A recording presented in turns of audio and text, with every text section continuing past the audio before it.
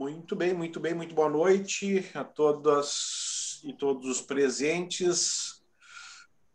Nós estamos aqui, o nosso time de elite reunido para a nossa versão 2 do grupo de estudos.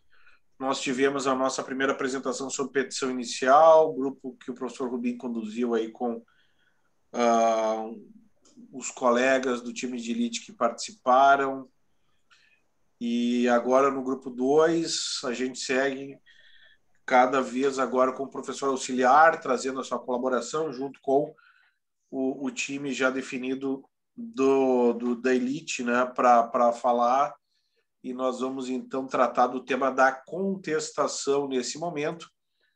Lembrando que o objetivo do grupo de estudos é aprofundar os temas do procedimento previdenciário e lançar no final do ano, pela Paixão Editores, lançar o livro, né, do time de elite, o livro de processo previdenciário, condensando aí os principais artigos a serem selecionados pelos professores auxiliares e, em última instância, por mim, para a publicação, que já vai podendo acontecer durante o ano, mas que a gente vai condensar para formatação do livro no final do ano, lá em dezembro de 2021, se Deus quiser, estaremos todos lá para esse momento histórico, né, que é o primeiro livro aí da edição primeira do time de elite do professor Rubim, o nosso primeiro ano de doutorado também, processo em que a gente abre o espaço aqui do grupo de estudos e discute de igual para igual, como a gente sempre tentou fazer com todos vocês, a respeito dos principais temas de processo, né?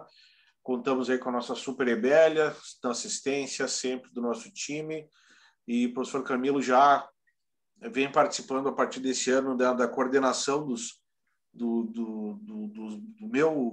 meu time de elite, né, e do nosso time de elite, dando suporte para inúmeras atividades. Vocês viram que o nosso time cresceu muito, né, e muita gente, muito mesmo, a gente deve ao professor Camilo, os informativos do sábado, o dia a dia, né, que praticamente a gente passa o tempo inteiro debatendo, e quando eu não estou debatendo com o Camilo, estou debatendo com a Ebélia, né? Então, a gente tem uma dedicação enorme a esse time, né?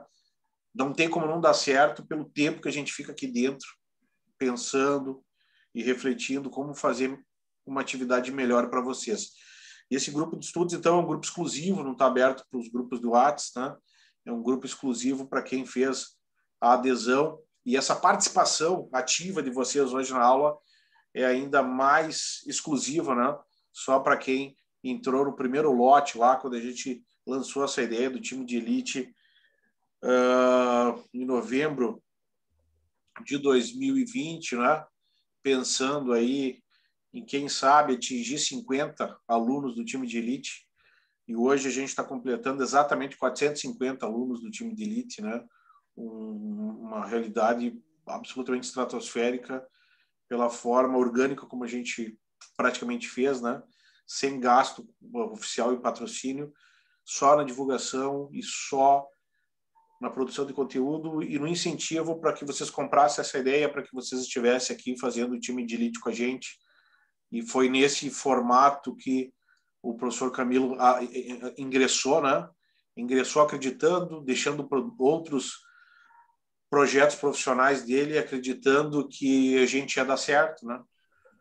E que vale a pena a quantidade de conteúdo e a participação ativa de vocês na produção de conteúdo, né? Que hoje muito do time de elite é produção de conteúdo, é participação ativa de vocês, é construção de vocês, que a gente leva adiante, que a gente nem sempre você sabe, mas que a gente discute aqui, professor Camilo, né? Olha, tu viu lá a doutora, como ela pensou, olha como é que ela chegou nesse raciocínio, olha como é que ela fez isso, como é que ela fez aquilo, como é que a gente pode explorar isso no próximo Incompany, tira do sumário aquilo, bota isso, porque houve uma dúvida aqui que a gente não pensou em fazer, e agora essa dúvida entrou aqui num grupo 6, e a gente vai mexer. Então a gente está o tempo inteiro pensando sobre isso, e eu queria de público assim agradecer então ao professor Camilo pela parceria e por estar comprando essa ideia aí que sem dúvida já está mudando, né? Já mudou a minha vida e está mudando a vida de todos nós, porque a gente aprende cada vez mais, a gente faz melhor na rua, a gente melhora aqui, me parece, também dentro do time de elite, melhora não só profissionalmente, mas a gente melhora pessoalmente, né? A gente ouve mais o outro lado, eu particularmente, né, consigo fazer uma coisa que é um pouco difícil para mim, que é acompanhar questões pessoais de vocês, né, pelo número de alunos, mas é importante a gente saber o momento que a gente está, um momento de pandemia, um momento difícil, e a gente tem que enxergar isso também, não dá para simplesmente passar por cima, né? E eu acho que esse crescimento pessoal eu noto assim também dentro do grupo, eu noto um clima muito bom, né? É legal quando alguém vem de fora e fala, poxa, mas olha o clima, olha a generosidade, olha a fraternidade que tem dentro do grupo e se não fosse assim, ia descambar os grupos do WhatsApp, a gente não ia ter controle, não teria como ter 6 grupos do WhatsApp, ter mais de 1.000 pessoas. E eu acredito que mesmo quem não entra com esse perfil, ou acaba saindo, aí é uma seleção natural, né? Ou acaba entendendo o jogo, entendendo o respeito, entendendo as coisas como elas vêm acontecendo, né?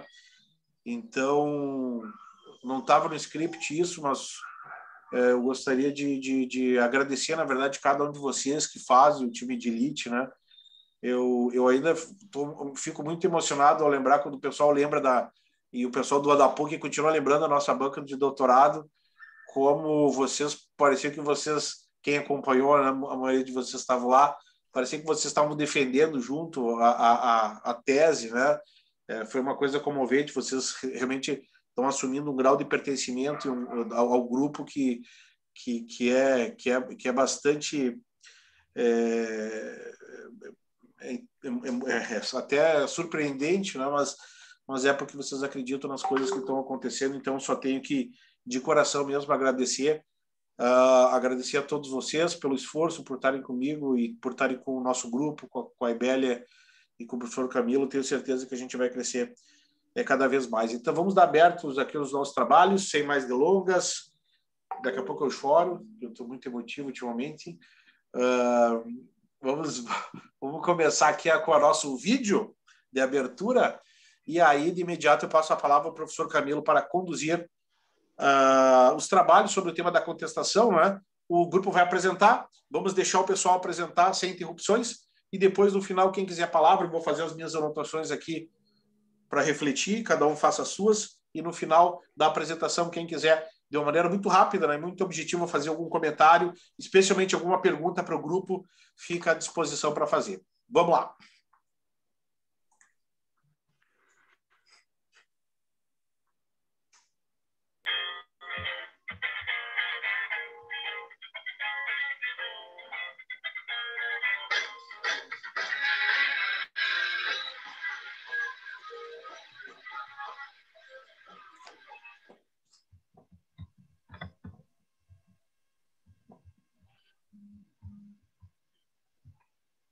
Isso aí, pessoal.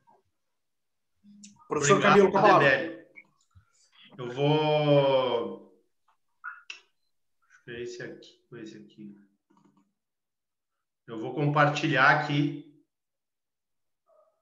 Tá dando certo? Tem que colocar no modo apresentação.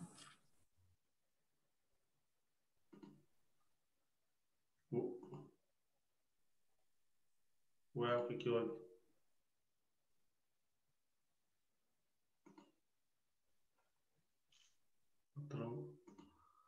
O que...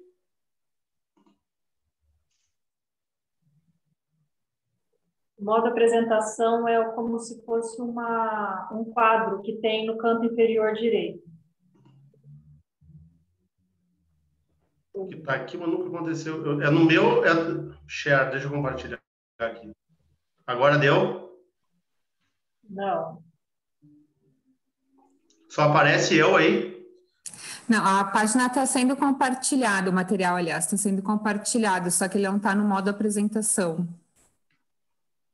E no modo apresentação é no... No F5, professor. Se eu colocar F5 aqui, dá? Se apertar o F5 lá de cima, dá. Deveria de dar. Entendi o que tu queria dizer, tá. Agora deu. Então, pessoal, Sim. o nosso tema de hoje é a contestação. Eu vou apresentar o time. Ele teve algumas baixas no decorrer aqui do nosso trabalho por questões de saúde, assim, de cada um, e também a gente não fica... eu acho que as pessoas hoje têm diversos problemas, a gente não pode ficar culpando, acho que cada um sabe o que acontece no seu dia a dia. Então, eu vou mostrar agora o nosso time final, que é muito bonito, por sinal, né? Ó, eu, Felipe Camilo, da Lauba, aí nós vamos ter a Cristiane Chaves, a Gláucia Serafine, a Mariane Hurtado, a Elusa da Silva, Calera da Silva, Mariana Cruz, Tamires Rancheski Oliveira. Então, esse é o time que vai apresentar hoje. O sumário da apresentação, para que todos tenham uma noção do que vai acontecer no dia de hoje. Eu tenho certeza que vai ser um dia muito bonito, então eu quero agradecer aqui a todas elas que foram as responsáveis pela organização de todo esse material e pelo detalhamento, assim. Então, fica meu agradecimento a ela, fica meu agradecimento também ao professor Rubim, de proporcionar que eu possa participar aqui do time de elite com vocês, que eu acho que essa questão do pertencimento é muito importante, né? Cada um que entra se acha membro do time, né? Eu acho que quem são os protagonistas são sempre as pessoas que estão aqui perguntando, tentando se aperfeiçoar no dia a dia. Então, o sumário. Como é que a gente pensou tudo isso, toda essa apresentação no dia de hoje? Então, a gente fez a contestação, os aspectos gerais. Depois, contestação genérica, ausência de contestação e revelia. Contestação e prova posterior. Então, a gente está tentando fazer, vai ser um crescimento, né? A gente está tentando fazer os aspectos 1, o 2, aí a contestação e a prova posterior, depois a contestação e as matérias que podem ser alegadas a qualquer tempo, que também é bem complicado, e aí a gente chega lá na contestação e quando, se é possível ou não, inovar lá na época do recurso, que também ontem foi uma das questões que eu debati lá com o professor Rubim naquela live de ontem. E depois a contestação e a justiça gratuita, que é super importante, né? Então, nós vamos começar. O primeiro membro do time a falar vai ser a Gláucia. Ela vai nos dar os aspectos gerais da contestação. Ela vai falar dos aspectos gerais. Gláucia, a palavra é tua. Boa sorte. Vamos lá, então. Gente, muito boa noite. Gostaria de agradecer, então, por estar nesse time. É muito bom estar estudando aí diariamente com vocês. E vamos falar de contestação. Eu queria começar falando que, olha que bacana que aconteceu essa semana. Uma pessoa me perguntou o seguinte: Glaucia, mas por que vocês vão falar de contestação? Contestação não é algo que é o INSS que faz? Por que vocês querem estudando isso? E aí eu percebi, óbvio que eu não respondi, eu só falei, pois a gente vai estudar. Mas para vocês só terem uma reflexão aí dos bons advogados e dos advogados que não estão tão interessados no processo. Quando a gente entende todo o processo, quando a gente entende cada etapa, o que tu pode fazer em cada etapa, a gente está apto, então, a trabalhar, a advogar. E quando tu tem esse pensamento de que contestação eu não vou estudar porque não é relevante para o meu trabalho, eu não faço contestação, tu vai ver que vai te fazer falta em algum momento. Eu vou dar um exemplo simples aqui que eu aprendi há pouco tempo, na verdade, que é a manifestação do não cabimento à réplica, por exemplo. Né? O não cabimento à réplica, eu não sabia que existia, porque eu poderia fazer isso, e a gente só sabe que a gente pode fazer isso quando a gente entende sobre contestação. Então, eu só trouxe essa fala inicial, assim, para vocês terem uma noção do porquê que eu achei interessante eu dar início a essa conversa falando sobre isso, porque talvez tenham pessoas ainda que pensem, nossa, mas para que eu vou precisar estudar contestação? certo? Então, vamos começar aqui falando sobre o conceito, que a contestação, então, constitui a peça fundamental de defesa do réu, momento em que, de forma concentrada, ele deve apresentar todas as alegações de fato e de direito, certo? Em contraposição à ação ajuizada pelo autor, no âmbito do novo Código de Processo Civil, vai estar lá no 336 do novo CPC, que cabe ao réu, na contestação, alegar, então, toda a matéria de defesa, tá? Trata-se da concentração dos atos de defesa que o novo Código de Processo Civil, ao contrário do que acontecia no anterior, alcança, então, sua expressão máxima, né? Então, vamos ler ali o 336. Caberá ao réu, portanto, alegar... Vamos ler o 336 ali. Incumbe ao réu alegar na contestação toda a matéria de defesa, expondo as razões de fato e de direito que impugna o pedido do autor e especificando as provas que pretende produzir. Olha que interessante, gente. A gente tem que saber que, obrigatoriamente, o réu vai ter que alegar isso na sua contestação, certo? Pode passar aí, Felipe.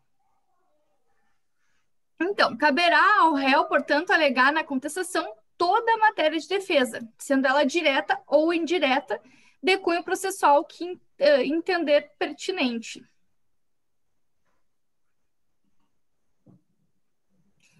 Os prazos. Bom, a gente sabe que são 15 dias, né? Então, aqui está a legislação dentro do nosso Código de Processo Civil, artigo 335. O réu poderá oferecer contestação por petição no prazo de 15 dias, cujo termo inicial será a data da audiência de conciliação ou de mediação, né?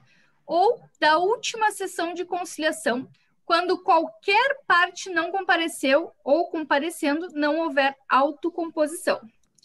Inciso 2 do protocolo do pedido do cancelamento da audiência de conciliação ou de mediação apresentado pelo réu, quando ocorrer a hipótese do artigo 334, parágrafo 4º, inciso 1º.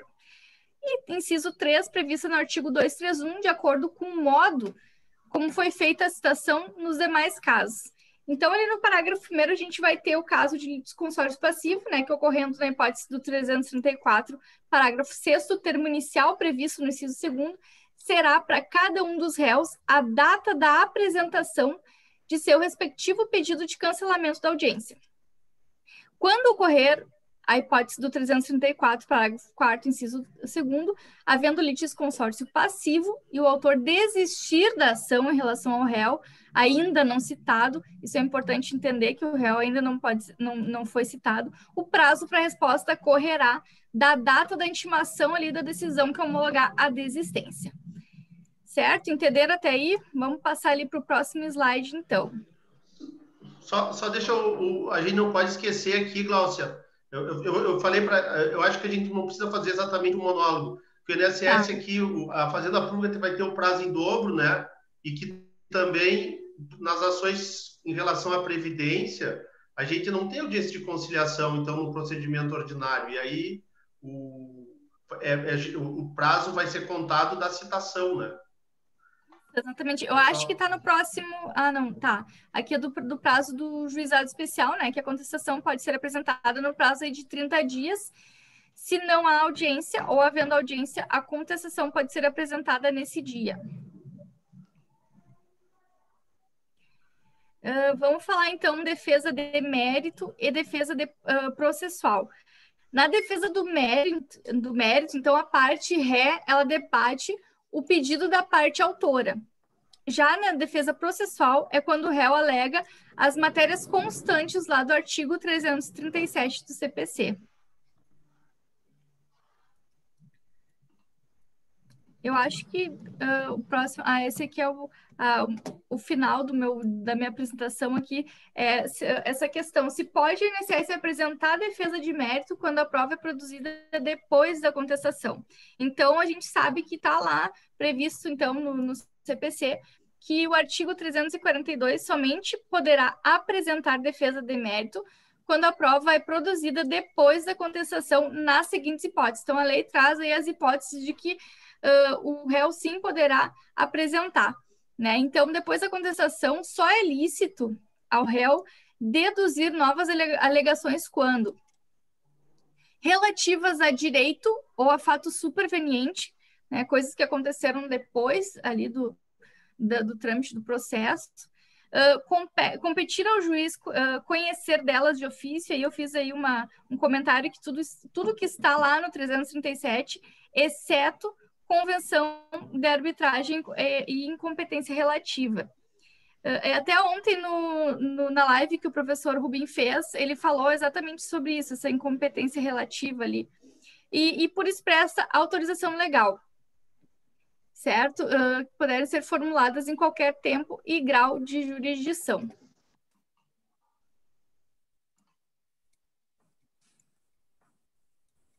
Aí eu passo a palavra aí para a próxima colega que vai continuar a apresentação do nosso grupo. Agora é a Tamires, né? É a Tamires e A Mariane. E a Mariane. Estou procurando aqui. A Tamires e a Mariane. Então, agora elas vão falar da contestação genérica, ausência de contestação e revelia. Certo. Então, boa noite, pessoal. Vou dar continuidade, então. Como a colega Gláucia falou, a contestação é a oportunidade do réu de apresentar, né, atacar os argumentos trazidos pelo autor e também apresentar a sua matéria de defesa. Para tanto, existem dois tipos de contestação que vocês estão vendo aí, que é a contestação genérica e a contestação específica. E elas, apesar de existirem dois tipos, não é para todo mundo que esses dois tipos se aplicam, certo? Então, o professor pode passar um slide. Isso. Não, volta um.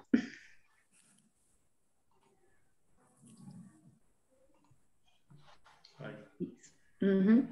A contestação genérica, então, que é uma contestação onde é simplesmente negado de forma geral tudo que o autor trouxe, e ela é uma contestação que ela não ataca item a item, né? Não ataca todos os itens trazidos pelo autor, só faz uma negativa geral, e essa contestação ela é específica para advogados dativos, curadores especiais ou defensor público, conforme o parágrafo único do artigo 341 do CPC. E, por outro lado, nós temos, então, a contestação específica, que é a contestação regra geral do CPC, né? Onde cabe ao réu impugnar, então, todos os fatos trazidos pelo autor sob pena de revelia, né? Então, ele tem que atacar item a item o que o autor apresentou. Então, esta contestação é a que geralmente nós vemos nos processos, porque quando não figuramos como algum das três hipóteses do parágrafo único, né?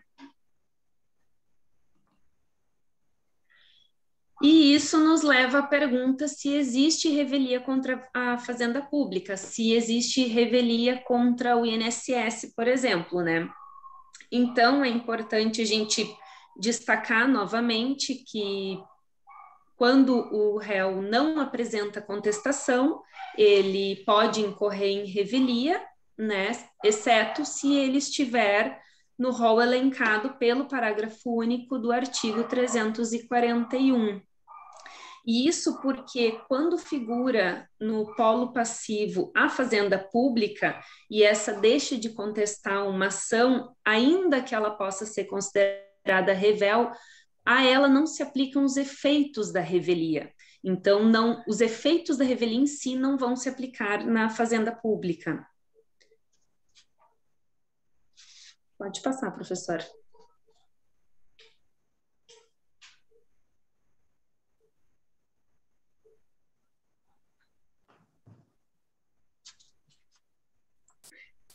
Então, continuando, o efeito principal que geralmente nós vemos nos processos que não são processos contra o INSS, que é a presunção da veracidade dos fatos alegados pelo autor, ele não vai se aplicar no caso figurando a Fazenda Pública no polo passivo.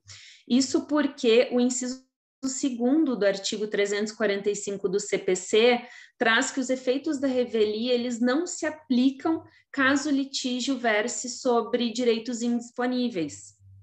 E a gente tem que considerar, então, que direitos indisponíveis são aqueles cuja proteção diz respeito à própria sobrevivência da sociedade, né? E, nesse sentido, sendo o direito tutelado indisponível, ainda que o réu não conteste, deve caber ao autor a produção das provas necessárias para comprovar o alegado.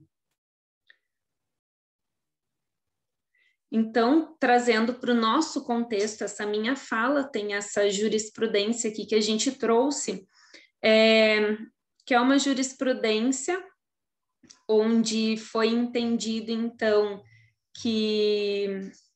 Só um minutinho aqui com meus óculos.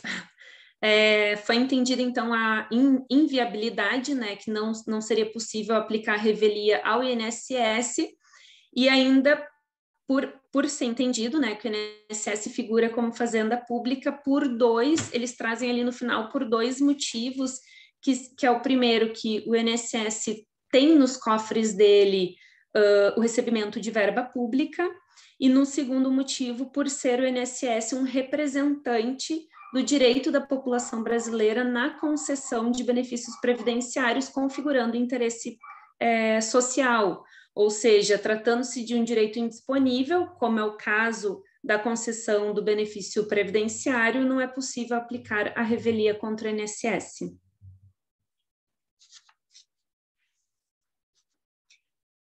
Nós trouxemos essa atenção aqui, que é bem importante, e daí volta para isso que a Gláucia falou, do porquê precisamos entender uma contestação e onde ela cabe, qual é a importância dela, porque sabemos, então, que o INSS pode apresentar uma contestação genérica e que sobre ele não recairá os efeitos da revelia. Só que é importante ter um cuidado que isso não se aplica em um 2º grau, certo? Porque o que não for alegado na contestação não pode ser trazido uma nova matéria em 2º grau, porque senão configura uma inovação recursal que vai ferir o duplo grau de jurisdição. Então, o que não for impugnado em momento oportuno pode trazer sérias consequências depois, e aí a importância de entendermos quais as aplicações dos tipos de contestação. E aqui, então, encerrando a minha fala, nesse momento, né, tem essa segunda jurisprudência, que fala exatamente isso que eu acabei de explicar, sobre a impossibilidade de ser discutidas novas matérias que não tenham sido atacadas no 1º grau. Então, nessa jurisprudência, o tribunal diz que não é possível apreciar novas matérias trazidas. Eles fazem uma observação para 2 pontos apenas, que eles só poderiam ser suscitadas novas questões se elas, ou por fato superveniente, não pudessem ter sido levadas em 1º grau, né, por motivo de força maior, ou se elas tratassem de matéria de ordem pública. Não configurando isto, então, não pode apresentar essas matérias quando dá apelação, que é no caso dessa jurisprudência. Eu passo agora a palavra para a colega Mariane, dar continuidade na minha fala.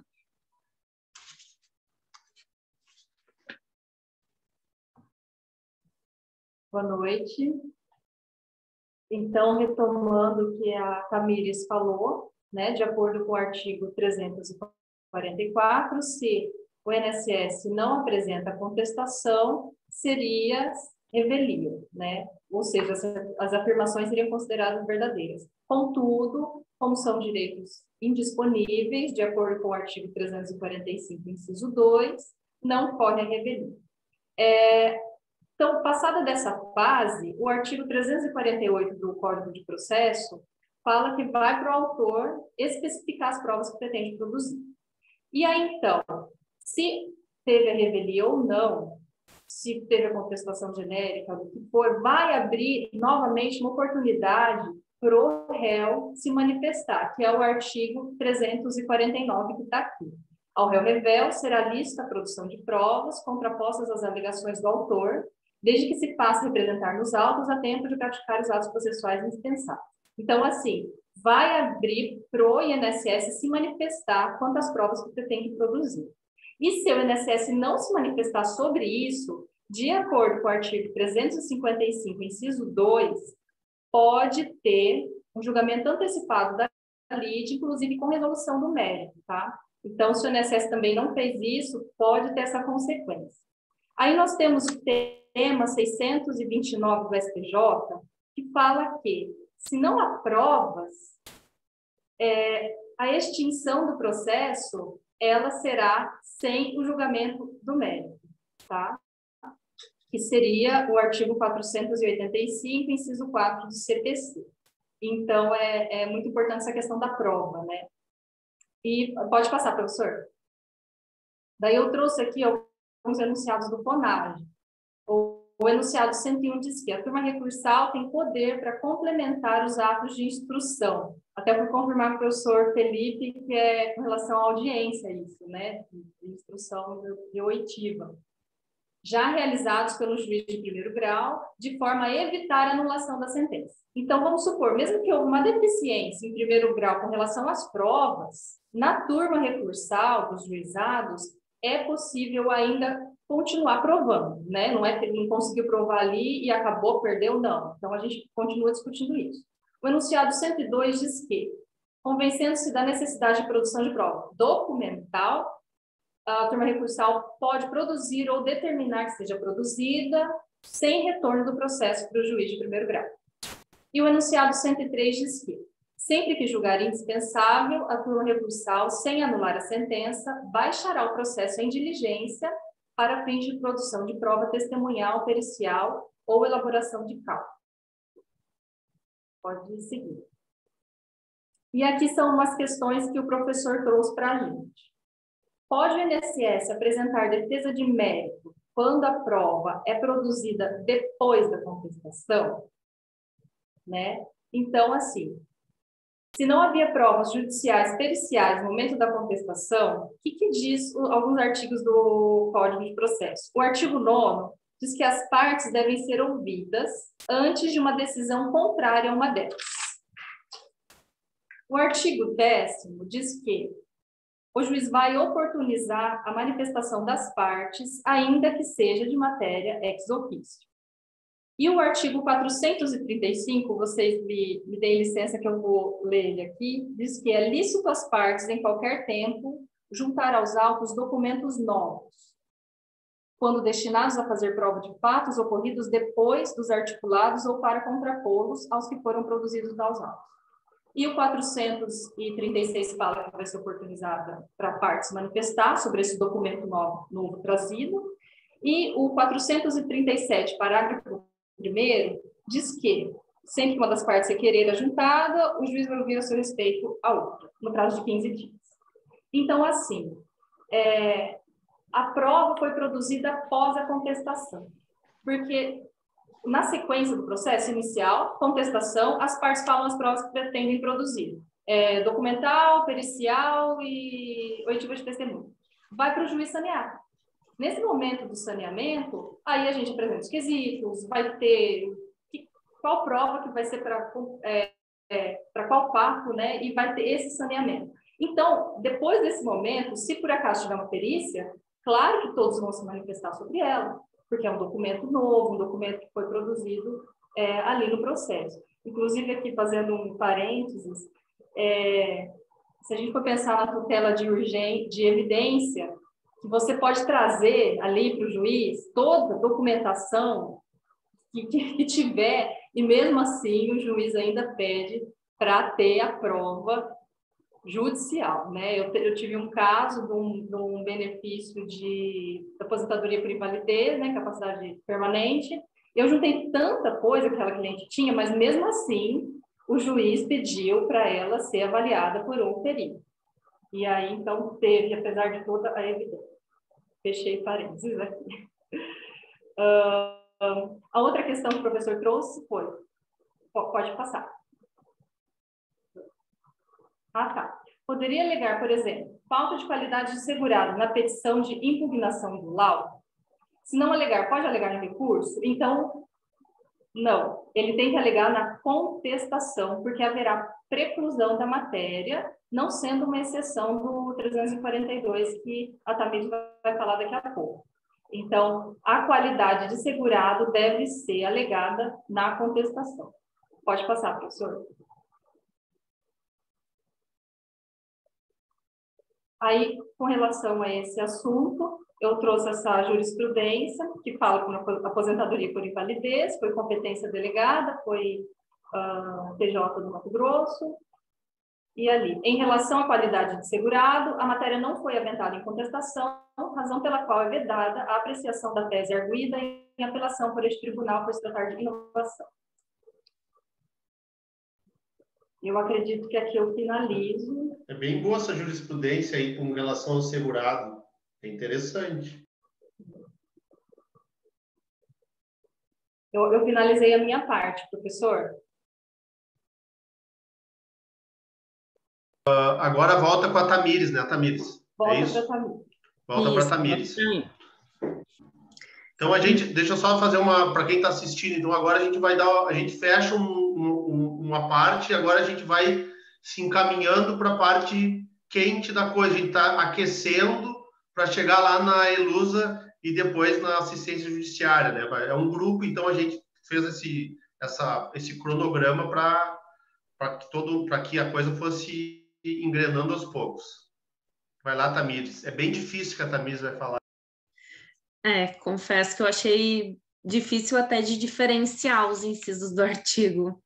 Então, conforme eu falei anteriormente, e a Gláucia também trouxe, não é possível, após a contestação, inovar em matérias em sede recursal, certo? Ainda que não caiba revelia contra a Fazenda Pública, ela também não pode trazer matérias a qualquer tempo, conforme a vontade, né? Então, tem exceções a essa regra, e essas exceções estão previstas no artigo 342, que a gente já deu uma comentada por cima. Eu vou tentar explicar cada um dos incisos de forma que fique mais fácil a compreensão. Pode passar, professora. Aqui o artigo, que a Gláucia já leu antes, acho que não tem necessidade de eu ler de novo, porque acaba ficando repetitivo. Trouxemos porque vai fazer parte do e-book, que faz parte da minha fala, né? Isso, mas aqui o interessante, só para contextualizar para o pessoal que está assistindo, é porque se a gente pensar lá que a contestação é onde a gente larga toda a defesa, a gente pensando, então a contestação, se eu errei, se eu não aleguei na contestação, morreu. Só que tem algumas matérias, inclusive, que o advogado pode guardar e não alegar na contestação e vir a alegar posteriormente, que aí é que vem o conhecimento de todo o código, que é o que vocês estavam falando. E aí, porque pode ser que o advogado alegue coisas erradas também depois. E aí vocês vão dizer, não, está errado, não pode, isso só era na contestação. Exato. Então, nesse sentido, só vai ser lícito ao réu apresentar novas alegações quando a primeira exceção que nós temos, que é a prevista nesse inciso 1º do artigo, ela acaba sendo um pouco uma extensão do artigo 493 do CPC, porque ela significa que o seguinte, no curso da ação, ocorrendo direito ou fato superveniente, constitutivo, modificativo ou extintivo do direito e que possa interferir no julgamento de mérito, é possível alegar no curso do processo, mesmo depois de apresentada a peça defensiva pelo réu, com o objetivo, então, de ter esse reconhecimento na sentença. Retornando para aquela jurisprudência que eu falei antes do TRF4, foi a situação em que eles falaram que o INSS só poderia ter trazido essa nova matéria se no primeiro grau não pudesse ter sido apresentado por força maior. Então, essa fala do TRF lá naquela jurisprudência, ela encaixaria nesse inciso. Pode passar, professora. As matérias que competirem o juiz conhecer de ofício, né? Que são aquelas que podem e devem ser alegadas, né? E nesse sentido, nós temos, então, as matérias de ordem pública, como a colega Gláucia já disse antes, que estão previstas no 337 do CPC, excetuando-se a convenção de arbitragem e a incompetência relativa, pois elas têm que ser suscitadas pela parte interessada, não cabe ao juiz reconhecer de ofício. Então, após a contestação, por exemplo, pode ser apresentada uma inexistência ou nulidade de citação, ausência de legitimidade ou interesse processual, ou ainda matérias que envolvam prescrição e decadência legal. Essas matérias, então, podem ser requeridas posteriormente ou reconhecidas de ofício pelo juiz sem configurar uma inovação no processo por ter sido perdido o prazo de apresentação na contestação. E, por fim, o inciso 3º, que ele se confunde muito com o inciso 2º, na verdade, porque ele trata, bem como o inciso fala, que são as matérias que podem ser alegadas posteriores por expressa autorização legal. Então, até pesquisando a diferença dos dois, eu achei nos dois, tanto no inciso 2º quanto no inciso 3º, a preclusão e a decadência, né? O que eu achei só que no 2º, enquanto tem a decadência legal, no inciso 3º seria decadência convencional, mas eu notei assim que a doutrina mesmo acaba confundindo um pouco os exemplos para diferenciar os dois incisos. Mas esse é quase autoexplicativo, é o que a lei autorizar fazer a alegação posterior à contestação. Então, e é importante ressaltar que essas matérias, elas não se restringem apenas ao 1º grau, elas podem ser apresentadas após a contestação e a qualquer tempo. Então, se tiver em sede recursal e aconteceu alguma situação como prescrição, preclusão e decadência, e o juiz deveria ter reconhecido de ofício, elas podem ser arguidas também. Acho que a minha parte encerra agora, eu passo para a colega Mariane dar continuidade na jurisprudência. Eu voltei. Aqui eu trouxe, gente, eu trouxe bastante jurisprudência, tá? Mas a gente vai passando rapidinho e não vamos tomar muito tempo de vocês. Eu tentei procurar algumas jurisprudências sobre cada inciso do 342. Mas como a Tamires acabou de falar, eles se confundem e aí dão uma misturada.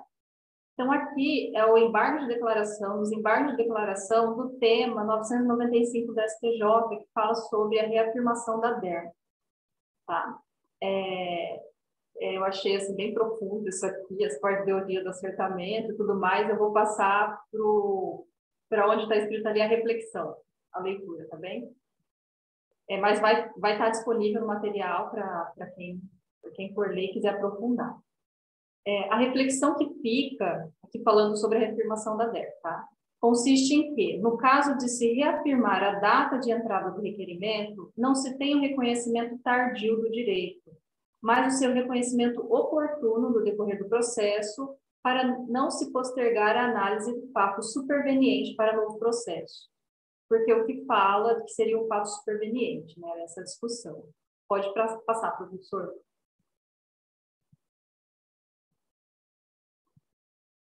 Aqui também sobre a DER. Reafirmar a DER não implica na alteração da causa de pedir. O fato superveniente deve guardar pertinência temática com a causa de pedir. O artigo 493 do CPC não autoriza modificação do pedido ou da causa de pedir. O fato superveniente deve estar atrelado, interligado à relação jurídica posta em juízo.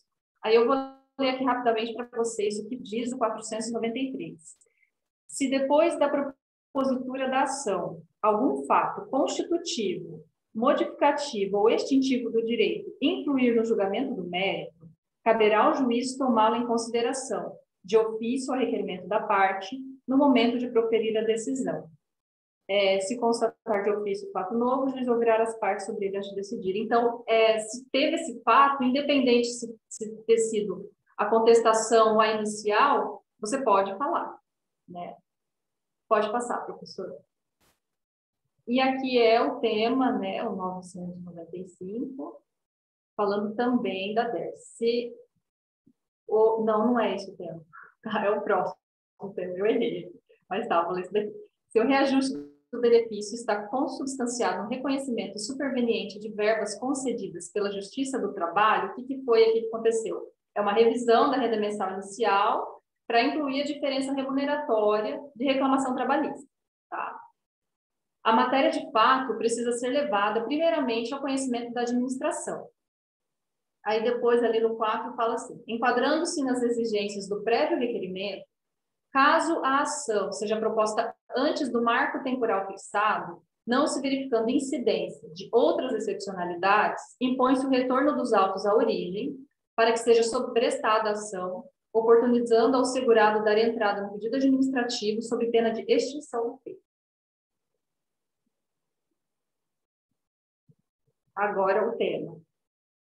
O comando do artigo 493, esse que eu li agora há pouco, autoriza a compreensão de que a autoridade judicial deve resolver a lide conforme o estado em que ela se encontra. Consiste em um dever do julgador considerar o fato superveniente que interfira na relação jurídica e que contém um liame com a causa de pedido. E esse fato superveniente a ser considerado pelo julgador deve guardar pertinência com a causa de pedido constantes na petição inicial, não servindo de fundamento para alterar os limites da demanda fixados após a estabilização da relação.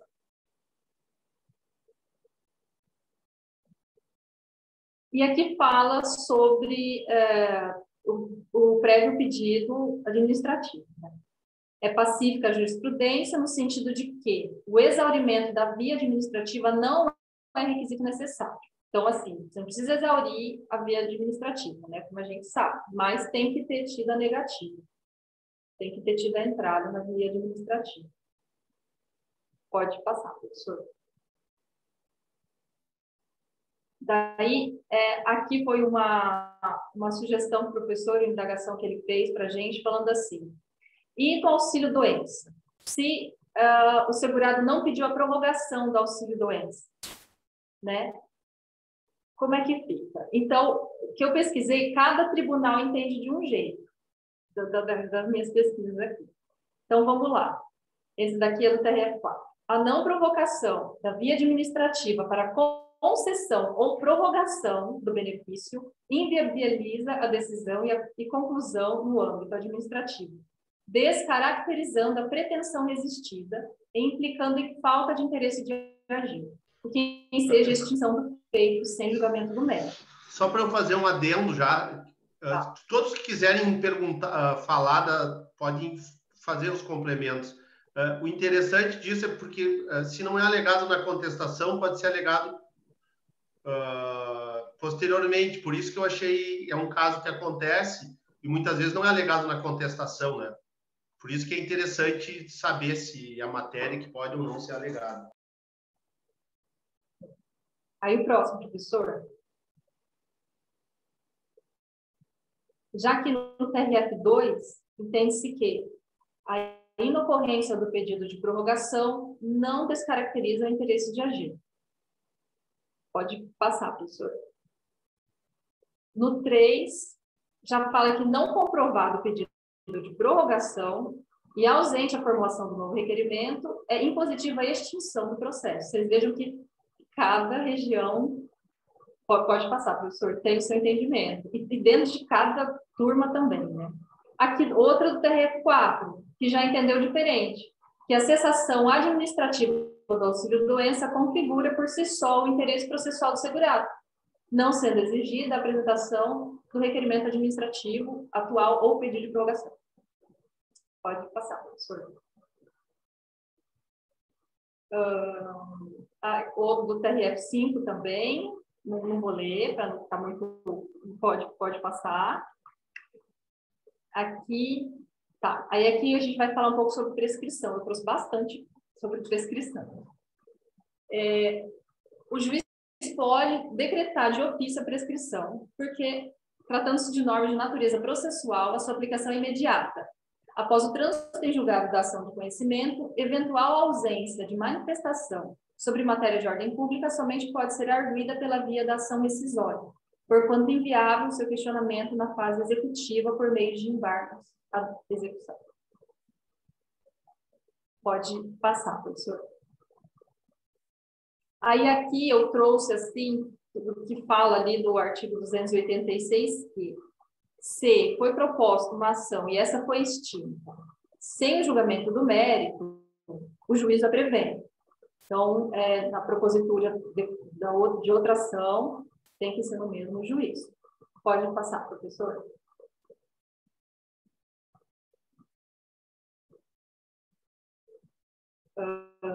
Aqui também fala sobre trânsito de coisa julgada, né? Não há como rediscutir a matéria que já foi objeto de controvérsia e pronunciamento judicial, estando por força da preclusão máxima advinda de seu trânsito em julgado e vestida da qualidade de imutabilidade. Aí ele também continua. Pode passar. Aqui também falando sobre decisão com trânsito em julgado, que teve a preclusão. Pode passar, professor. Aí aqui é o seguinte. Houve um indeferimento no processo da prova testemunhal. Então, houve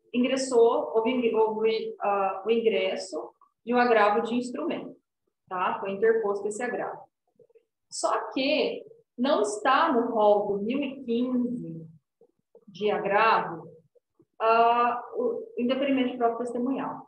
Então, o que fala? O que se entende? Não se verifica a preclusão quanto ao pedido de prova, tendo em vista que o artigo 1009, parágrafo 1º do CPC, estabelece que as questões resolvidas na fase de conhecimento, que não comportam agravo de instrumento, não são cobertas pela preclusão e devem ser suscitadas em preliminar de apelação, eventualmente interposta contra a decisão final ou nas contras-razões.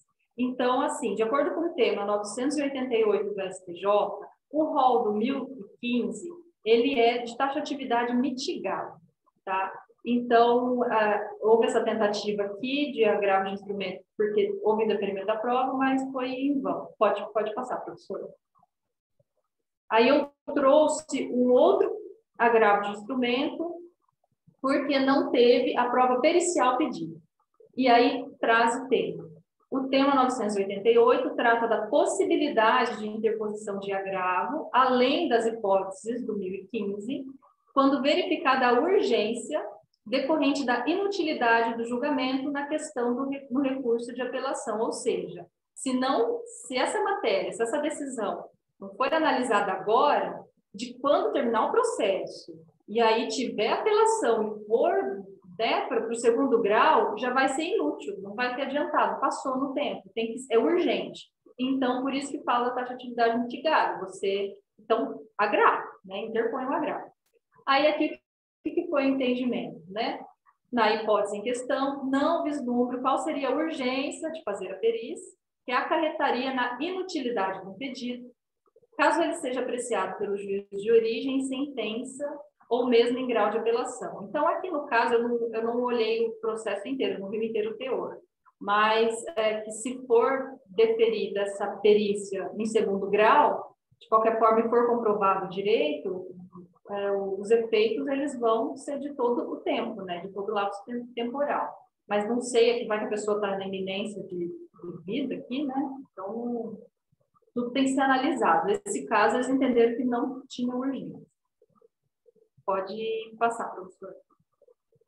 Aí continua falando isso, o entendimento de que o rol é taxatividade mitigada. Pode passar. E aqui são algumas para a gente deixar material de curiosidade. Eu não vou ler para não tomar muito tempo de vocês. Mas a minha parte finaliza aqui do dia de hoje. Muito obrigada.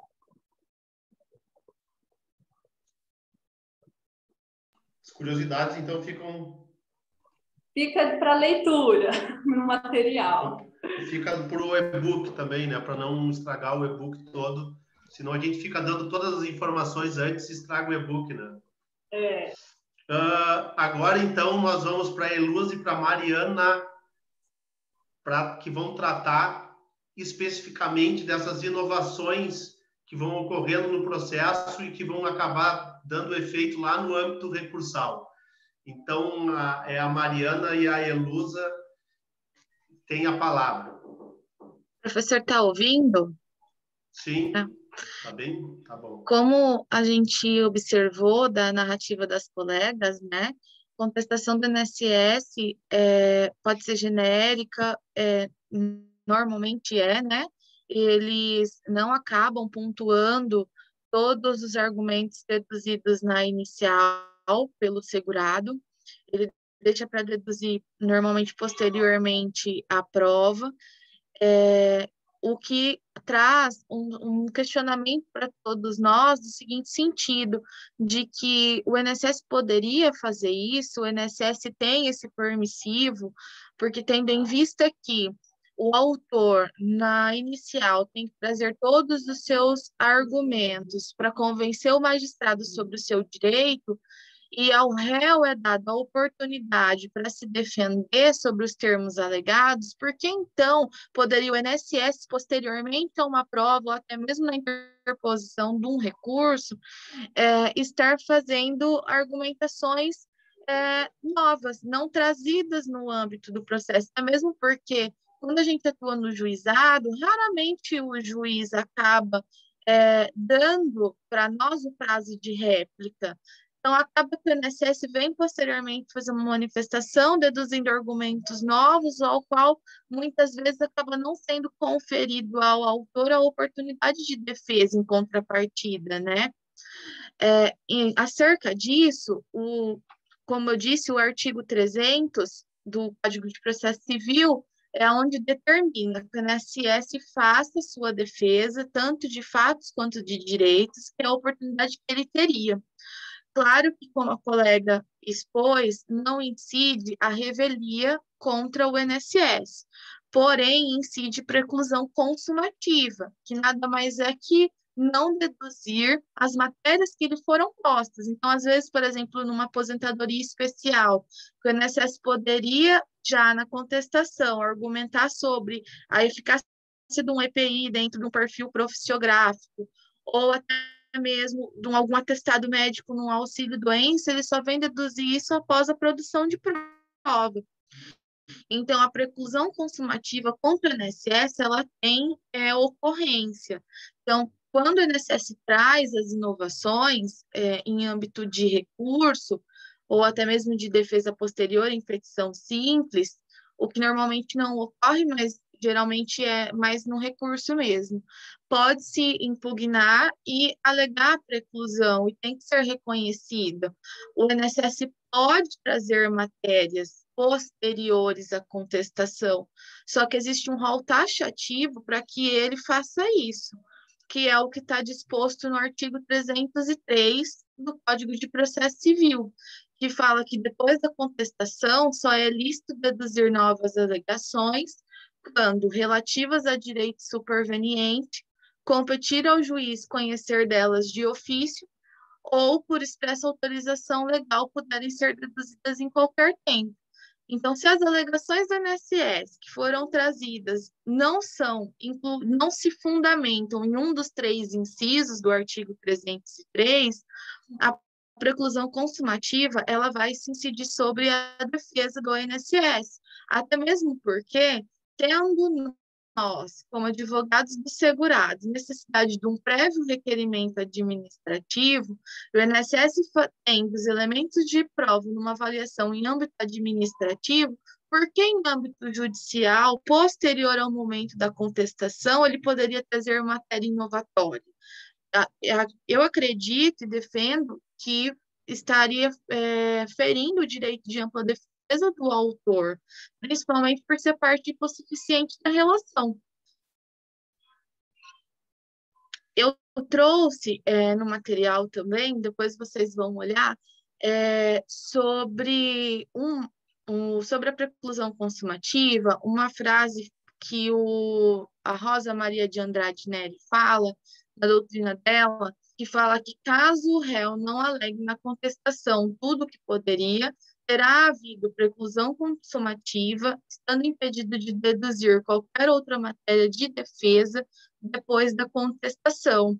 E é exatamente isso que a gente tem que defender, de que o INSS não pode vir a qualquer momento alegando defesas disparsas do que é alegado na inicial, como se estendesse o direito dele de praticar o ato. Ele tivesse duas oportunidades, né? Então, a gente tem que tomar cuidado com as contestações do INSS, porque é muito costumeiro, normalmente, ser, pelo menos aqui na minha região, com a TRF3, as contestações serem anexas no dia seguinte da distribuição e só posteriormente, numa manifestação, o INSS vir afunilando efetivamente o que foi objeto de discussão na inicial. Professor, terminei a narrativa. Então, oi. Isso, agora é comigo. Boa noite a todos. Então, eu vou, na verdade, fazer esse fechamento com algumas jurisprudências, né? Diferente um pouquinho do que as doutoras colocaram, que a doutora Mariana colocou agora, eu ando pegando contestações bem feitas por parte do INSS. Né? O doutor Rubim, ontem, na live com o doutor Felipe, acabou comentando que ele também está percebendo essa mudança de postura da autarquia, né? Não só contestação genérica, mas apresentando contestações mais robustas, rebatendo laudos, as provas trazidas tanto no âmbito administrativo quanto junto com a inicial. Né? Então, entrando nesse ponto, agora voltando, aliás, para o nosso ponto de estudo, essa jurisprudência que a gente trouxe, nesse caso, a autarquia ela recorreu sobre o argumento que o segurado de que o segurado não possuía a qualidade de segurado na data do início da incapacidade, mas nesse caso a contestação ela foi genérica. O INSS teve a oportunidade de se manifestar quanto ao laudo pericial, e na manifestação ele não alegou a questão da qualidade de segurado na data do início da incapacidade. E aí, nesse caso, o desembargador Osnili acolheu a preliminar de inovação recursal, né? E ele transcorreu no acórdão muito bem sobre as exceções ao artigo 300, que os colegas falaram até o momento, e eu recomendo a leitura desse acórdão, por isso que eu trouxe ele aqui no dia de exposição, né? E vocês vão ter outras jurisprudências nesse sentido aí no e-book. Tá? Pode passar, professor.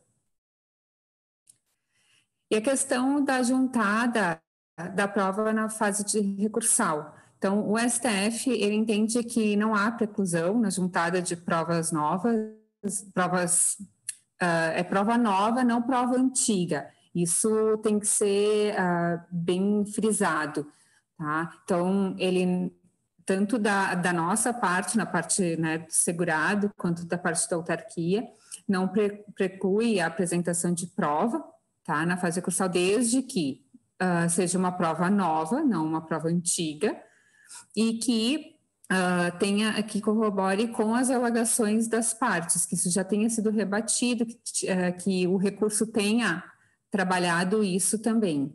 Né? É importante a gente apresentar os embargos, né? Rebater bem direitinho essa questão, e aí tudo bem apresentar a prova nova na fase de recurso. Pode passar, professor. Esse também é entendimento de outros tribunais, aqui eu trouxe só um outro acordo, né, uma outra jurisprudência, e no e-book vai ter dos outros tribunais também nesse sentido, que eles aceitam a apresentação de prova nova, e tem alguns acordos que trabalham essa distinção entre prova nova e prova antiga. Então agora a gente vai passar para a Cristiane, se eu não me engano, que vai falar sobre a contestação e a justiça gratuita. Cristiane. Boa noite, então, a todos. Onde tu tá? Oi? Não tô te vendo. Ah, tá aí. Agora sim, Cristiane. Então, Então, só para finalizar, a Cristiane vai fazer a cereja do bolo com a contestação e a justiça gratuita, que depois vai ter reflexo lá nos honorários também, né? Perfeito. Então, eu vou falar um pouquinho sobre a contestação e a justiça gratuita. O momento, nós todos sabemos que o momento do pedido da justiça gratuita seria na inicial, né? E o momento para impugnação seria, então, no momento posterior, que seria na contestação. Daí o questionamento que nos foi feito aqui, se o INSS não impugnar a justiça gratuita na contestação, pode fazer em outro momento? E se existe a preclusão, caso ele não alegue na contestação, não impugne, né?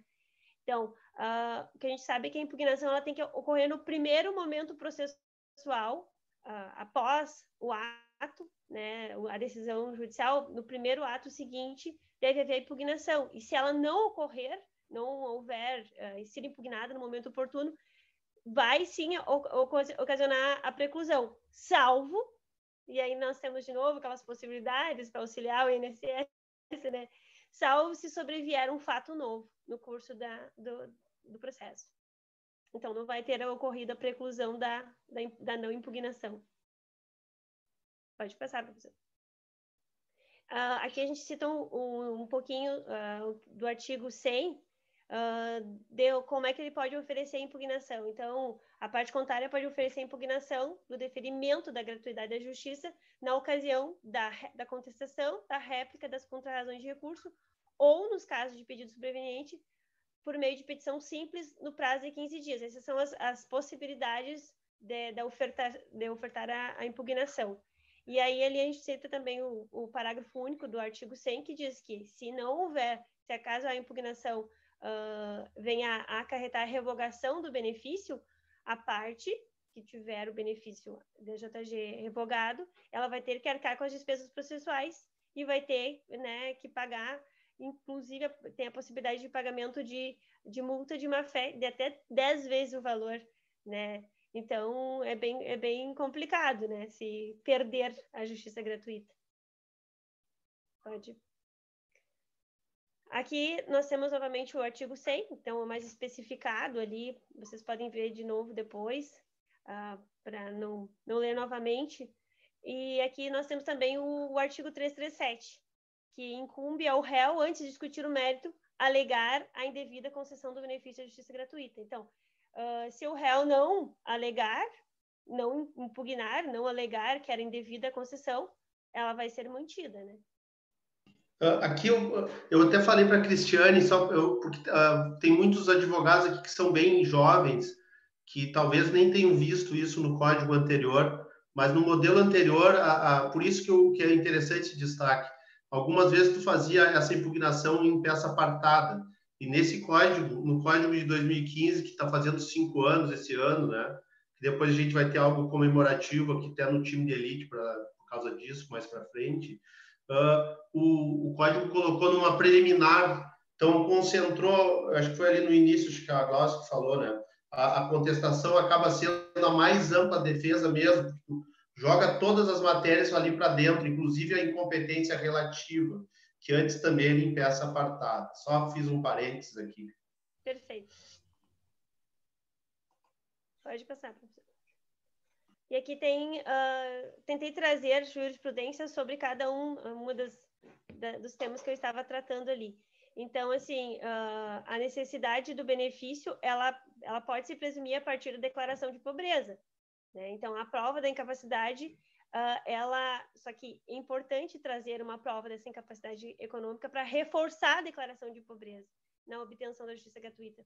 E aí, assim, trazido a declaração de pobreza, apresentado ou não a prova dessa incapacidade, se ela não for impugnada pela parte contrária, ela vai ser mantida, né? Se tiver sido deferida pelo juízo sem a prova dessa incapacidade. Claro que é importante já juntar as duas coisas ao mesmo tempo, né? Porque a justiça gratuita é algo que você vai querer ter para o seu cliente. Então, o ideal seria já não pensar na possibilidade de apenas declaração de pobreza. Declaração e comprovação seria o ideal, juntar na peça inicial. Então, aqui também, de novo, traz essa possibilidade. Ó. A declaração de hipossuficiência, ela tem a presunção de veracidade, ok. E, além disso, não houve impugnação, ausência de impugnação. E também não existiam elementos que desconfigurassem a hipossuficiência. Ou seja, a presunção foi mantida. Ou seja, ele juntou apenas a declaração de hipossuficiência, se declarou a presunção dessa veracidade e não foi impugnada. Então, aqui vai ser mantida a presunção da necessidade. E não ocorrendo a impugnação à concessão da assistência judiciária, deve ser mantida a presunção de veracidade. Só sendo que foi apenas isso juntado, né? Pode ir. É o final da jurisprudência, essa jurisprudência um pouquinho maior. Então, aqui nós temos também num caso na apelação, onde foi recorrido, né? Pedido de revogação de justiça gratuita, preclusão. Não foi, lá é aquela questão, não foi impugnado no momento oportuno, processual oportuno, seguinte ao ato de deferimento. Daí, na apelação, não vai acontecer, né? Quando o pedido de justiça gratuita é deferido no despacho inicial, confere-se à parte contrária a oportunidade de impugnação no primeiro ato processual seguinte, sob a pena de preclusão, salvo se demonstrar a ocorrência de fato novo. E é isso que descreve o artigo 100. Se não for impugnado no momento oportuno, o próximo momento processual, vai acarretar a preclusão, salvo se durante nesse caminho ali houver um fato novo que evidencie que a pessoa realmente não caberia a ela a hipossuficiência. Pode seguir, professor. E aqui nós temos as possibilidades de recurso quanto ao deferimento ou não da justiça gratuita. E o artigo 101 traz isso, que contra a decisão quem deferir a gratuidade ou que acolher pedido de sua revogação, cabe agravo de instrumento, exceto quando a questão for resolvida na sentença contra a qual caberá apelação. Então, o agravo de instrumento, ele pode ser interposto contra a decisão interlocutória. Vai ser no momento que for perdido, digamos assim, a JG. Até isso foi um questionamento que eu fiz com o professor ainda, né? Mas peraí, só um pouquinho. Mas então, é do deferimento ou do não deferimento? Não. Aqui é para casos de perda do benefício. Então, ou na decisão de indeferimento da gratuidade, ou, no caso, ter havido o acolhimento de revogação dela. Ou seja, o beneficiário, que teria o direito, perdeu o benefício. Então, como é que faz? Pode opor-se um agravo de instrumento.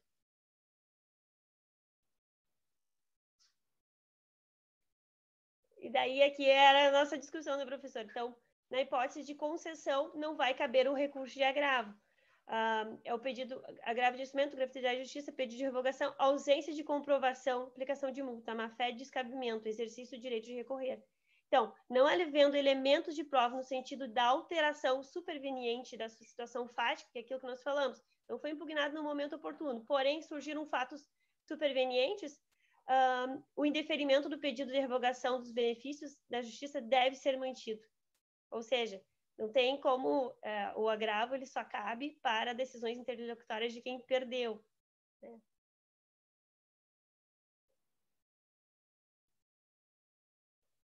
Aqui também nós temos a mesma situação de justiça gratuita, presunção relativa de pobreza.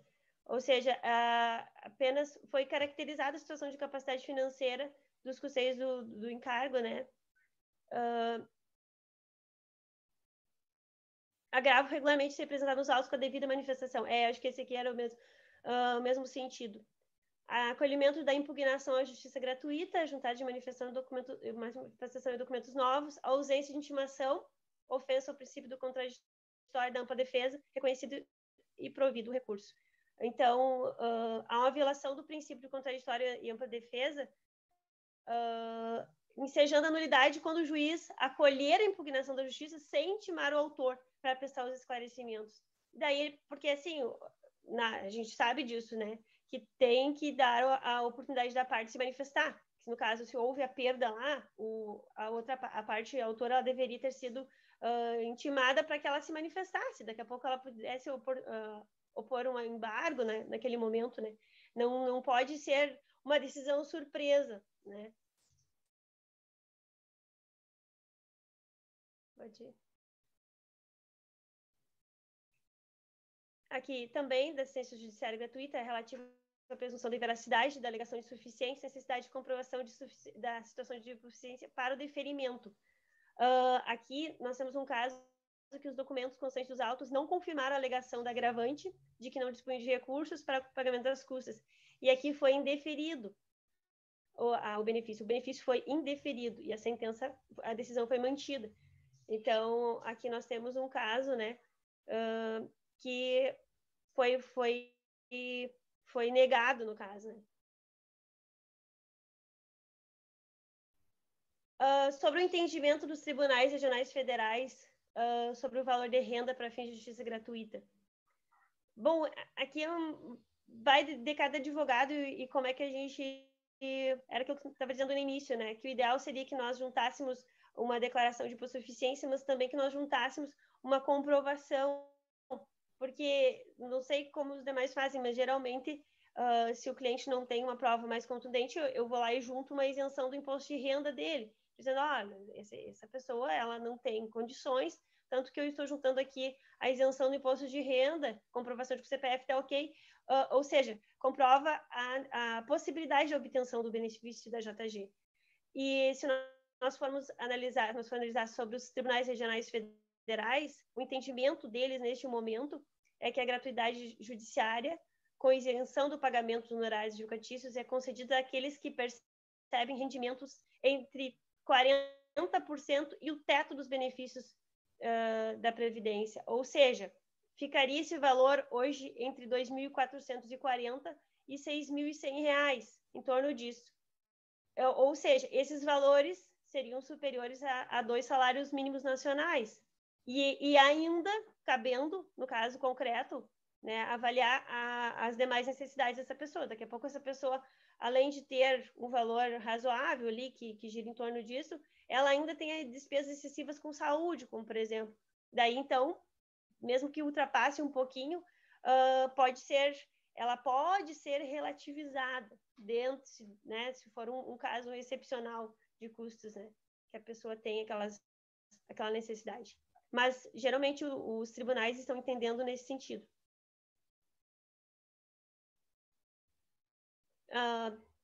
Aqui foi um agravo de instrumento contra decisão que indeferiu o período de assistência judiciária, que a parte alegou que ela não tinha as condições, né?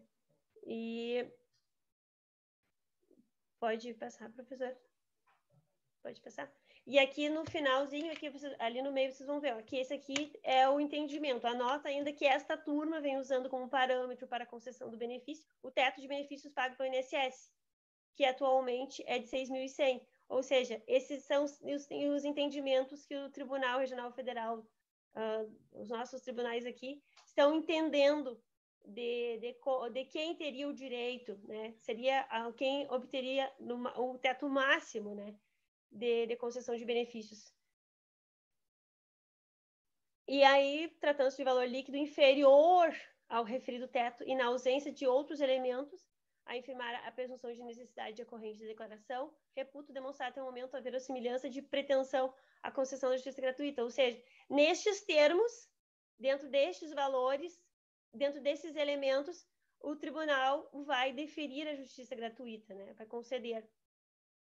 E aqui tem um agravo citado, né, pelo professor, que vale a pena olhar também, realmente, preclusa a impugnação à concessão da JG realizada pela autarquia na fase de cumprimento de sentença. Ou seja, a autarquia não impugnou no momento processual oportuno, seguinte à decisão de concessão, e aí ela foi tentar no outro momento posterior, mas não levou porque já estava preclusa essa impugnação. Desculpa se eu falei muito rápido, tentei ser o mais rápido possível, mais objetivo. Professor, se quiser então, tá. complementar. Eu queria agradecer. Então, finalizou, Cristiane, o time, todo ele, as meninas aqui, as doutoras, são professoras já, né? Ficou excelente, nem tenho que... Da minha parte, está finalizado, professor Rubinho. A gente já trabalhou muito esse assunto, acho que ficou bem claro para o pessoal. O pessoal agora que queira tirar suas dúvidas, iniciar o debate, Vamos aplaudir primeiro o grupo aqui, né? Mesmo do que em AD, vamos aplaudir as apresentações aí. E realmente eu fiquei bastante impressionado aí coloquei com a seriedade, com a responsabilidade, material bastante amplo, diferenciações importantes, questões também que a gente já trabalhou em algumas oportunidades dentro do time. E realmente parabéns para cada uma das meninas, parabéns pelo professor auxiliar aí, o professor Camilo, que conduziu. E aí vários comentários aqui no nosso chat também, o pessoal elogiando, né? Não só a beleza das meninas, mas principalmente a qualidade da apresentação, isso que é o mais importante no time de elite, né? E realmente fico orgulhoso do trabalho, orgulhoso da delegação que eu fiz ao professor Camilo. Eu sei que o professor Camilo também, da delegação que fez a vocês, né? E a Nayara dizendo que tem pressão para os outros grupos, cada vez ficar melhor, e realmente tem uma pressão aí para que o nível seja mantido. E agora a pressão para o grupo a pressão para o meu grupo também, né, que estou estabelecendo, que é da gente publicar. Vamos ver qual vai ser aí os primeiros artigos que a gente vai publicar a respeito do tema. Anotei aqui algumas questões, né, de pontos que acho que realmente vai merecer a publicação. Essa última aí da JG, seguramente o tema da JG, o limite da JG, me parece ser uma questão importante que a gente tem que trabalhar no artigo, né? Fica o debate das matérias de ordem pública. Estou ouvindo ao contrário, acho que um artigo sobre matérias de ordem pública merece bastante o exame, né? Porque as matérias de ordem pública elas não sofrem uma preclusão, né? E aí teve a menção especialmente da preclusão consumativa colocada aí pelo grupo, né?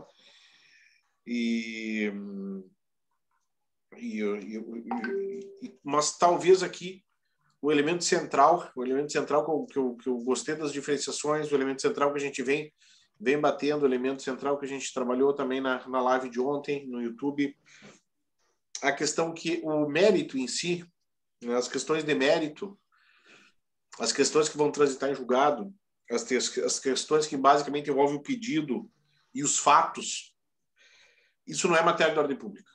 Isso é matéria de ordem privada. Acho que essa diferenciação a gente tem que ter bem claro. Por quê? Porque isso traz impactos, né? Como que as meninas colocaram, os impactos do INSS, ele ter a oportunidade de fazer a sua impugnação específica na fase postulatória, na contestação. Então, não impugnou especialmente fato, não impugnou os argumentos probatórios ali da parte. Por que vai fazer esse momento ulterior? Por que vai fazer esse momento posterior? Claro, salvo o fato superveniente, mas por que se aceitar isso por parte do INSS, né? E aqui ainda a gente colocaria a questão das teses, os argumentos técnicos, que também eu sei que teve uma jurisprudência, o professor Camilo até durante a transmissão, ele fez uma chamada, né? Essa jurisprudência importa o segurado. Aqui foi uma jurisprudência envolvendo argumentação técnica, né? O INSS que não enfrenta as teses específicas da parte, depois vai tentar fazer em momento recursal. Também não pode fazer isso, né? Então, embora a contestação não tenha os efeitos da revelia, nós temos essa exploração das meninas ali. Eu vou querer ver já mandei uma mensagem para o Camilo ali que eu vou querer ver o e-book com mais cuidado, porque eu não tive acesso ainda ao e-book, e certamente nós vamos trazer aí informações no Incompany 2, aí nos honorários. Nós vamos tentar aprofundar, vamos tentar conversar um pouquinho sobre essa questão da JG, mas principalmente sobre esse tema do momento procedimental do INSS se defender no processo, né? Eu vi muita coisa boa aí colocada pelas meninas, muito posicionamento. também tem um aspecto científico que eu acho que ficou bem claro também na apresentação das meninas, que não houve assim nenhum tipo de pressão, né, de constrangimento por parte do professor Camilo para que as meninas adotassem alguma postura que viesse a defender o INSS, a contestação do INSS, né? Acho que foi um trabalho que teve coragem, que cada uma trouxe a sua colocação de uma maneira muito natural, mas também trazendo aquilo que pensa. A gente sabe que muitas vezes o Camilo está do outro lado, a gente tem entendimentos divergentes. Ontem, para quem acompanhou a live, a gente não concordou em nada do que... Simplesmente tudo que eu falei, depois levei, disse que era outra coisa, né? Mas eu acho que ele não influenciou na tomada de posição de vocês e talvez a frase mais importante que sintetiza o que vocês conseguiram fazer aqui foi a própria abertura ali, quando vocês colocaram, né, que trabalhar contestação, né, como trabalhar contestação. Eu nunca vi um curso de previdenciário trabalhar contestação, né? E aí eu conversando com o professor Camilo no grupo de estudos, né, vamos dar um espaço para entender a contestação. E é evidente que vocês concluíram bem. A partir do momento que a gente enxerga o outro lado, a gente consegue enxergar a fragilidade do outro lado. Era isso que a gente queria fazer, a favor do segurado, né? Identificar onde a gente pode explorar o flanco do adversário. E processo é isso, né? É fazer o teu, mas também cuidar para que o outro não faça tão bem, ou se o outro não fizer tão bem, a gente desenvolver aquele conceito processual que é de ônus, que é um conceito, né, historicamente alemão, o conceito de ônus, que é o conceito de desvantagem. Isso que é importante no processo. A gente explorar o ônus processual. Não é crime o INSS não contestar, mas ele vai ter alguma desvantagem, algum ônus. Isso é teoria geral do processo. É assim que o processo começou a ser estudado, especialmente na Alemanha, né? Dentre outros por Goldschmidt, mas é aqui, esses são os conceitos clássicos. O conceito de ônus, que pode fazer com que a gente ganhe o processo lá na frente. Então, claro que é prática, mas a gente resgata muita coisa da história toda do processo mundial e do processo brasileiro para chegar até aqui.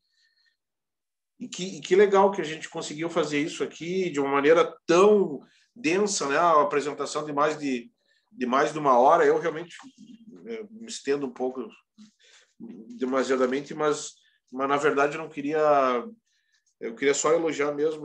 Eu só fiz anotações, mas no sentido de identificar e de valorizar as colocações de vocês. Eu acho que essas questões elas têm que realmente ir para o livro, elas têm que aparecer, né? A importância de estudar a contestação, a importância de examinar os ônus, as desvantagens em função da atitude da parte contrária, enxergar o outro lado, buscar fragilidades do outro lado. É assim que se ganha processo também, né? Não é só com é justo para o meu cliente. Vamos ver o que a gente pode explorar da outra parte.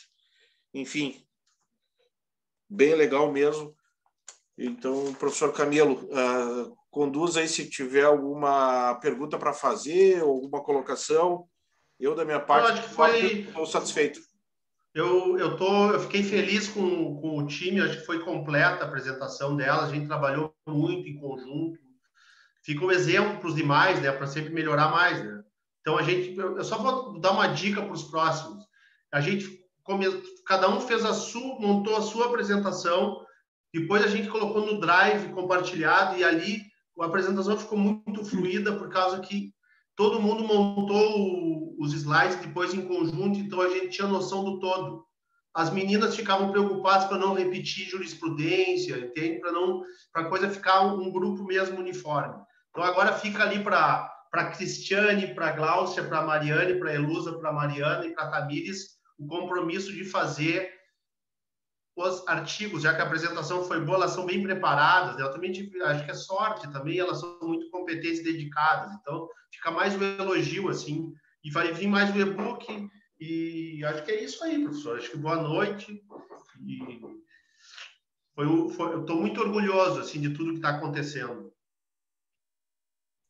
Pessoal, alguém quer usar a palavra para... Não do grupo, o grupo já falou bastante, alguém que está acompanhando se dar as palavras para as meninas, elas pegam de volta. Essas gurias aí, não, elas gostaram disso aqui. Tem que tomar cuidado, daqui a pouco estão fazendo um Incompany, né? Hein, Camila? Daqui a pouco eu tô vendo, 12 de maio tem um Incompany ali, no mesmo horário que o meu. Tem uma das meninas ali fazendo... O que tu acha, Camila? Correu esse risco aí. Vai todo mundo para lá. Que agora são muito boas. São muito boas, né? Pessoal, alguém quer fazer um comentário, alguma colocação, alguma dúvida? Por favor. Professor Délio, boa noite. Por favor, Délio. Bem-vindo. Eu vou aproveitar as últimas falas do professor Felipe e vou colocar aqui que eu também estou orgulhoso de fazer parte desse time e ouvir essas meninas maravilhosas para fazer essa bela apresentação. Parabéns a todos. Obrigado, Délio. Obrigado aí. O Délio que vai... O Délio, ele vai dando boa noite para cada uma das crianças. Vocês viram como é que é o Délio? O Délio, olha que o Délio é uma... É quase uma... Lá em Erechim a gente falava assim, ó, vai quase uma mãe. O Délio é quase uma mãe. Mas então, elas falam boa noite, eu respondo aqui para elas. O Délio é... O Délio é muito bom. Mais alguém? Vamos lá. Temos tempo, temos 10 minutos para alguma colocação, alguma dúvida de quem acompanhou o grupo.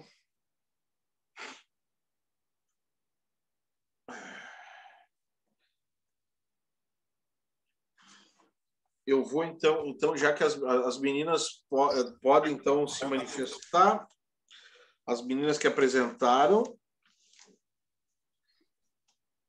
Fabiola, quer falar alguma coisa, Fabiola? Sim, queria dizer que eu peguei a apresentação delas com muito carinho, porque eu verifiquei que era o grupo que eu deveria estar, né? Eu fiquei bem doente aí no último mês de março, fiquei fora de órbita. Sim. Por conta do Covid, mas a apresentação muito rica, realmente, as colocações bem pontuais, assim, uma forma de reflexão bem didática, né? E parabéns para o grupo, assim, para o trabalho de todos e pela condução dos professores também. Um abração. Muito bom, Fabiola. Obrigado aí pelas colocações. Fabiola, uma certa vez me mandou um áudio do hospital com uma voz muito baixa e me deu um desespero. Mostrei até para a Aline, para minha mulher, então mostrei o áudio, falei, mas o pessoal tá querendo participar, mas tem gente com dificuldade. E depois, graças a Deus, a Fabiola se recuperou rápido e acho que foi importante essa manifestação, né, de quem se comprometeu a fazer, tentar vir realmente, a não ser que sejam situações absolutamente excepcionais, mesmo assim esteve presente aí na atividade, né? Uhum. As meninas da apresentação, que eu queria devolver a palavra, se alguém quiser fazer mais um fechamento, ou uma delas para fazer alguma consideração final. Doutor Fernando, vou fazer a palavra aqui só para, em nome das meninas, agradecer o professor Felipe, né, Camilo. Ele deixou realmente a gente bem livres, não deve ter sido fácil para ele, 6 mulheres falando junto, né, mandando vários WhatsApp ao mesmo tempo, mas também porque pela nossa profissão a gente acaba tentando pender, né, a gente acaba pendendo para o lado do segurado. Isso. E ele deixou a gente bem livres, assim quando a gente, né, voltava um pouco para o meio, mas, querendo ou não, a gente acaba, né, pendendo para o outro lado. Mas o doutor Camilo deixou a gente bem livres, foi só conduzindo mesmo, guiando, sem fazer grandes interferências. Certo. Não, eu particularmente, eu fico muito feliz de ter esse espaço de ouvir vocês, né? Porque muitas vezes a gente vê vocês assim, acompanhando, anotando nas aulas, mas a gente não fala, ouvindo vocês falando, a gente consegue identificar assim como vocês estão tão bem, né? Como vocês estão com fluindo bem as questões processuais, não são temas que assustem vocês tanto assim. E eu fico feliz de ver esse crescimento, né? Se não é por amor, é pela quantidade, né? Porque a gente está o dia inteiro batendo e trazendo informação, vocês também, eu acho que é na repetição. Estava pensando nisso, vários casos que a gente está relatando, vários casos que vocês estão trazendo aqui, são casos que acabam se repetindo, né? São casos que acabam circulando o Brasil afora, assim, então é isso aí que o professor Camilo chama de, como é que é, inteligência, como é que é o negócio que ele chama? Não sei de onde é que ele tirou essa inteligência palavra. Coletiva. Inteligência coletiva. Acho que tem muito disso mesmo, né, nessa construção, né? Obrigado, Luz, obrigado pelas palavras, acho que foi muito, muito importante aí. Muito bem, parabéns, meninas, diz a Alexandre aqui. Mais alguém, gente, antes de encerrarmos, temos 5 minutos, estamos dentro do... Professor, deixa eu só fazer uma colocação. Claro. Primeiramente, assim, boa noite, Délio, boa noite a você, não respondi antes. Assim, ó, o Délio é famoso, hein? O Délio é famoso, hein? Eu achei que a Cris ia dar boa noite, professor Rubim, não. Boa noite, Délio. Mas boa olha, noite, Então, assim, ó, só para agradecer realmente o professor Fernando por sempre estar instigando a gente a aprender coisas novas e puxando a gente, isso é muito bom, isso a gente aprende bastante nesse time, isso é muito bacana. Agradecer a paciência do professor Felipe Camilo também, porque teve um sábado que eu terminei o material e enviei para ele às 20, acho que era quase 11 horas da noite. Eu disse, professor, desculpa o adiantado da hora. Então, e ele lá, né, no outro dia respondeu e tudo, sempre quando ele podia respondia, ajudou bastante. Obrigada, desculpa não ter sido melhor ainda o trabalho, mas eu acho que deu para pegar bastante e aprender bastante. Foi uma satisfação ter trabalhado com o professor Felipe. É interessante porque, assim, a nossa colega estava falando sobre fazer contestação, né? Quando eu vi os temas, aí eu olhei assim, contestação. Eu, procurador da AGU, vamos lá. É o contrário, eu já pensava, sim, que eu tinha que trabalhar em cima de contestação, porque a gente enfrenta o INSS muitas vezes.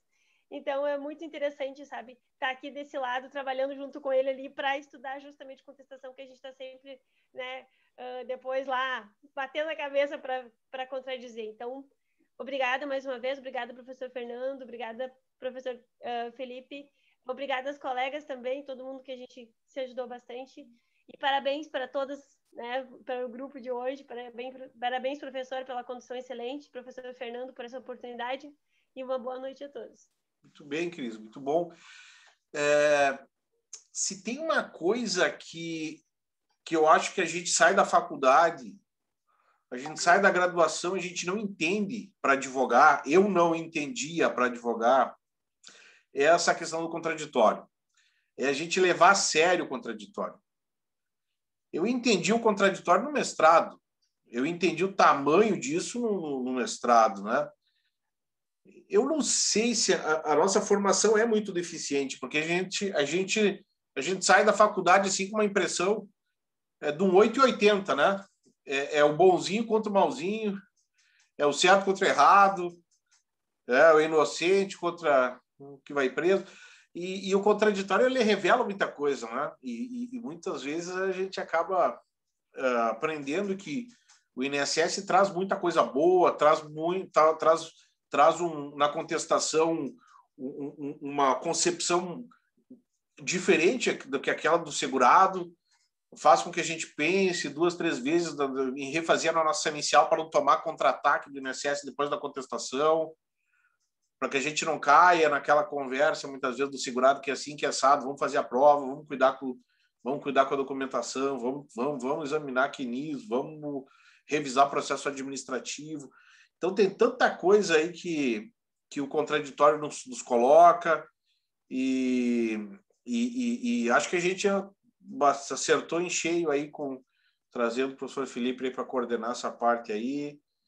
E nós vamos seguir, então, para nosso curso, o nosso grupo de estudos 3, sempre na última semana, última quinta do mês, sempre última quinta do mês a gente se encontra, a gente reflete dentro do horário das 19 às 21 horas e contando com a adesão aí de todos os interessados em estudar um pouquinho com o processo, aí sem aquela formalidade do Incompre, sem aquela formalidade dos cursos, né? E dando protagonismo para vocês e mostrarem que vocês têm condição, né, de assumir esse protagonismo. Não é fácil ser protagonista. É bom ser protagonista para vocês verem como é visado o protagonista. O protagonista, ele está sempre na linha de frente, né? Está sempre exposto à crítica e tem que estar sempre lá em cima, né? E na maioria dos dias a gente não está lá em cima, mas a gente, a partir do momento que a gente saiu da cama, a gente tem que estar lá em cima. Então, tudo a gente aprende, né? Tudo a gente aprende e tenho certeza que cada um que participou aí assumiu o protagonismo e veio aqui falar, veio aqui desenvolver, né? Que seja um caminho de sequência, e essa sequência é escrever, né? Não é parar, é refletir, ver o que não ficou tão bem. E aqui uma questão importante para quem fala é o seguinte: tem que fazer sentido para ti. Não adianta querer se esconder. Só vai conseguir atingir a outra pessoa se aquele teu raciocínio, se aquela tua dedução fizer muito sentido para ti. Então se acalma para poder falar de uma forma que você mesmo entenda muito bem aquilo que você está fazendo. Se você não conseguir ter a tranquilidade para conseguir falar para 1000 pessoas e você mesmo se entender e você falar: que legal que eu falei isso. É isso que eu queria falar. Pode ser criticado, mas o que eu queria falar, o que eu penso é isso. Do processo, a minha convicção realmente é essa, depois de tudo que eu estudei. Então, calma, estudou, traz para cá, agora vai escrever. Escreve e leia o texto. Faz sentido para ti isso? Tu se convenceu? Tem argumentos sólidos ali? Tem base bibliográfica? É razoável? Faz sentido? Tu acredita naquilo? Tu aplicaria aquilo que tu está lendo na prática? Tu faria isso no teu escritório? Tu aplicaria isso num processo de uma pessoa que é muito importante para ti? Né? Então, tente construir assim. Né? Eu durmo bem nos meus Incompany quando eu falo, para usar o nosso exemplo, né? Quando eu falo que foi uma noite que eu consegui passar tudo aquilo que realmente estava sentindo. E o Incompany 1, para mim, foi mágico por isso. Né? Para mim, foi o Incompany mais perfeito, o Incompany que vocês vão receber amanhã. Foi um Incompany que teve tese, teve construção, teve participação de vocês. E eu me convenci que realmente eu estou no caminho certo no que toca às questões envolvendo os precedentes obrigatórios. Então, pense nisso. Cada um tem a sua evolução, cada um tem o seu momento, cada um tem a sua construção, cada um está entrando agora. Hoje de tarde fiz uma mentoria excelente ali com o Paulo Maganha, né? Se aposentando, começando a advogar. Um orgulho enorme de estar junto ali com ele, né? De estar montando, de estar pensando junto, procuração, contrato. Né? É como se eu estivesse começando de novo e cada um tem um momento. Você não tem que ficar olhando para os outros, tem que olhar para vocês e se convencer daquilo que vocês estão fazendo. Vocês têm que se convencer. Para convencer alguém, vocês têm que se convencer que vocês estão fazendo a coisa certa. Né? E aí o crescimento vai vir naturalmente, o crescimento vai vir na forma como ele vai vir. Há toda uma assessoria por trás disso, vocês podem ter certeza, por mais agnósticos que vocês sejam, que nada que a gente faz aqui não tem algum tipo de plano espiritual que esteja enxergando, que esteja fazendo. Então a gente também não vai conseguir fazer muito mais daquilo que a gente tem condição cognitiva, física de fazer. Né? Por mais que doa isso, a gente tem inúmeras limitações e tem, então calma também. E quando eu falo isso, eu falo para mim também isso, né? Calma. vamos tentar fazer, vamos tentar construir, mas pensem em vocês. Não fiquem pensando no vizinho do lado. Pensem realmente no que vocês estão fazendo e se vocês estão se convencendo daquilo que vocês estão fazendo, né? Tá bom, meus amores? Um beijo no coração de vocês. A gente volta. Esse é o time de elite do professor Rubinho, melhor time de processo do Brasil. Até a próxima. Parabéns pela apresentação maravilhosa do grupo de contestação. Voltamos para as próximas atividades. Essa gravação está sendo encerrada nesse momento.